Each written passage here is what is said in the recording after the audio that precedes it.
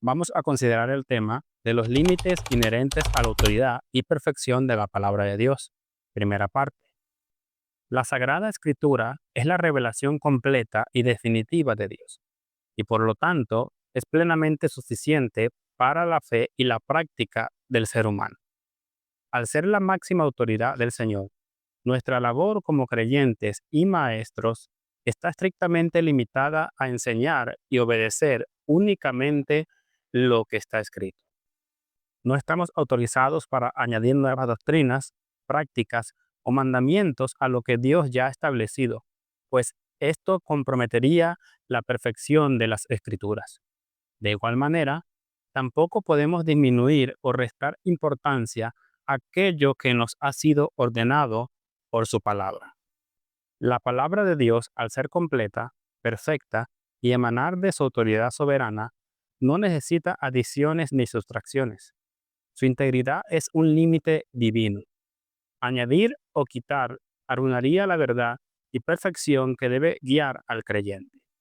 Por consiguiente, estamos obligados a someternos con obediencia a sus órdenes y mandatos revelados, limitándonos a lo ya establecido. El mandato de no sobrepasar lo escrito. Para comprender mejor estos límites, consideremos el llamado del apóstol Pablo en Primera de Corintios capítulo 4, versículo 6.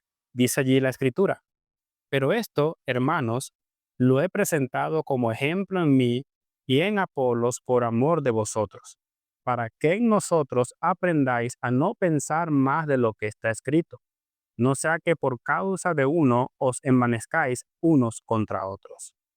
El contexto inmediato: división y orgullo. La frase clave, aprendáis a no pensar más de lo que está escrito, o no sobrepasar lo que está escrito en otras versiones, se inserta en un contexto de serios problemas de humildad y unidad en Corinto.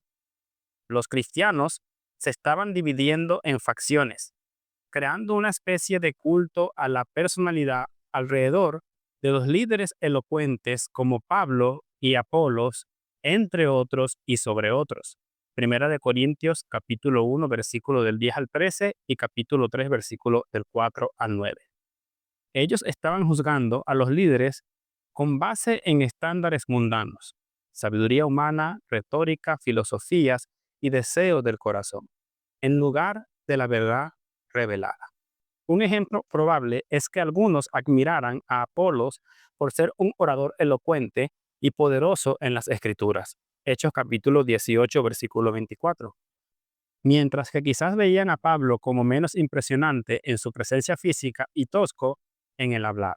Segunda de Corintios capítulo 10, versículo 10 y capítulo 11, versículo 6. Aparte de que a algunos no les agradaba Pablo porque sus cartas les parecían duras y fuertes. Segunda de Corintios capítulo 10, versículo 10. Esta conducta era una señal de inmadurez espiritual. Niños o carnales. Primera de Corintios capítulo 3, versículo del 1 al 3.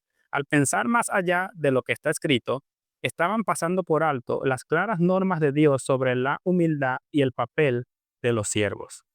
El límite de la escritura como correctivo.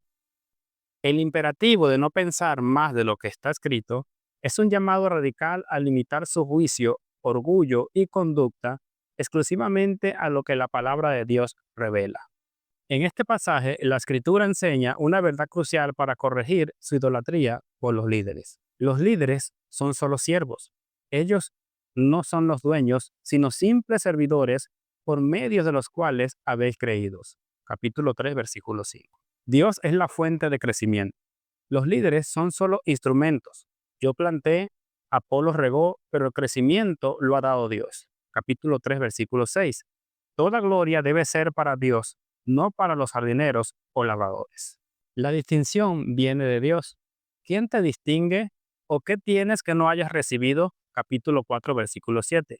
Esto destruye toda base para el orgullo. En esencia, Pablo les dice, dejen de usar sus criterios carnales y mundanos para crear divisiones. Vuelvan a lo que está escrito. Dios es el que da el crecimiento y toda distinción. Si se limitan a esta verdad, no habrá razón para envanecerse unos contra otros. Conclusión y aplicación.